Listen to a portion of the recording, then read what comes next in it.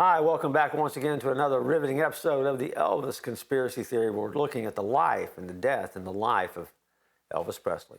Now, if you stay with us through the whole journey, we're going to make some spiritual points at the end, and we're going to suggest to you a theory that, to this point, we've never heard anybody else suggest, at least with the detail that we're going to suggest it in. You say, really? When are you going to get that? I don't know. We're not there yet. Because we're still kind of plowing through the information, but it's well worth the journey to stay with us. And so you might as well strap in and come on aboard and just go down the conspiracy rabbit hole with us as we look at all sorts of information about the life, the death, and maybe the life again of Elvis Presley. Now you're probably thinking to yourself, as we've gotten some email, Jeff, do you really think Elvis is alive? It doesn't matter what I think. We're just kind of going through this series. We're giving you the evidence. We're letting you decide for yourself. You can figure out your own self whether Elvis is alive or not, and why does it matter? And maybe that's one of the spiritual questions we're going to talk about when we get to the end of the series. I'll leave that for later on. But for now, this is the Mess of Elvis Sightings, Part 2, or the Mess of Elvis Presley, Part 2, or the Mess of Elvis, Part 2. It's a follow-up to the series, or the episode we did previously, where we talked about some theories about Elvis and where he's been seen and what he's been doing. Is he a groundskeeper at Graceland? Is he really? Did he disappear in a black helicopter? Who knows? Is he Bob Joyce? Is he pastoring in Arkansas and singing Elvis songs and looking a lot like Elvis Presley, only older? Don't know.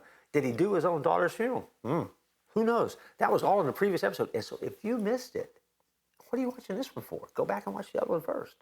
Then come back to this one, because this is Mess of Elvis Part 2. Because one episode was not enough to get all this stuff in. So, the first thing that I would say to you, by way of Elvis sightings, is simply this. It was suggested by Gail Brewer Giorgio in her 1988 book, Elvis is Alive, where she examined FBI documents. Her suggestion, the singer has gone into witness protection. We actually mentioned this in the earlier episodes. We were just looking at some other things. But this is her direct quote. Do I know if Elvis is alive today? No, I don't, Brewer Giorgio told Time magazine in an interview a few years ago. She says, but I know he didn't die on the 16th of August. Supposedly, Elvis has called her, talked to her. We're going to talk about that Elvis tape and that recording at some other episode down the road here. But she cites evidence from FBI reports, and she cites claims that Presley was enlisted as an undercover agent. We talked about the Presley-Nixon connection in previous episodes, and that he specifically was trying to infiltrate a criminal organization called the Fraternity. So did Elvis make his way into the fraternity? Did he crack that organization? But it is reported that after he was suspected of being a mole and an undercover agent, that they no longer trusted him.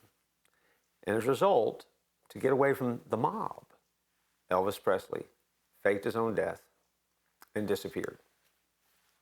That's her theory. A common theory that's out there. The Home Alone event.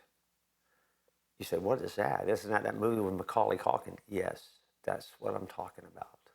The Home Alone event.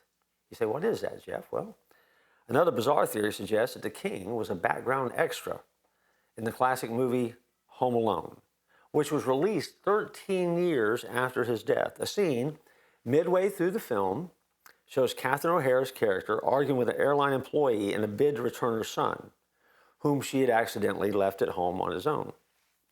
In the background, a bearded character dressed in a sports coat and turtleneck is standing there looking impatient. Some conspiracy theorists believe that this is Elvis. Now, at this point, we're going to cut to a picture of that frame from the film. You can decide for yourself. Do you think it looks like Elvis? Do you think it's not? The extra appears to have the same type of beard and mannerisms as the singer in the film that was directed by Christopher Columbus, who also directed Heartbreak Hotel, about a group of teenagers that kidnapped Elvis. The theory goes that Elvis is alive and well, that maybe he saw the first film and Christopher Columbus asked him to appear in a Home Alone movie. Macaulay Culkin, who plays Kevin McAllister, which, well, there's a whole different Macaulay Culkin connection to Elvis that maybe we'll come back with at another time, but is seen 10 minutes earlier in the film lip syncing to White Christmas with his hair slicked back in a tribute to the king. Is that an accident?